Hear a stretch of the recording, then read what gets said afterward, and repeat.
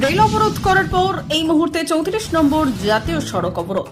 আদিবাসীদের ডাকা 12 ঘন্টার ভারত বন্ধের রেল অবরোধ প্রত্যাহার করার পর এই মুহূর্তে গাজলের সিটকা মহল এলাকায় 34 নম্বর জাতীয় সড়ক অবরোধ করে বিক্ষোভ প্রদর্শন, যার ফলে আটকে পড়েছে সরকারি বেসরকারি বাস ও যানবাহন।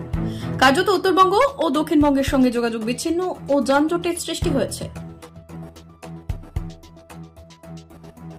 আমাদের 30 ডিসেম্বর ভারতবর্ষব্যাপী ভারত বন্ধ, সাথে রেল রোড চাক্কা জাম কর্মসূচি চলছে। তার সত্ত্বেও আমরা রেলের কাছে ছিলাম, রেলের পাশে বসেছিলাম। ওখান থেকে এসে আমরা যে সিটকা বলে রেল জাতীয় সড়কের মধ্যে আমরা অবরোধ করেছি। আমরা দেখছি আমরা আপসের মধ্যে আমরা আলোচনা প্রত্যেকটা আমরা দেখছি যে কখন চালানো যায় সেই মোতাবেক আমরা এই আমাদের দাবি তো ডিমান্ড তো আপনাদেরকে আগে সারনা ধর্মের কোড, আমরা প্রাকৃতিক পূজারী, আমাদের ধর্মের নাম হচ্ছে সেই সারনা ধর্মকে আমাদের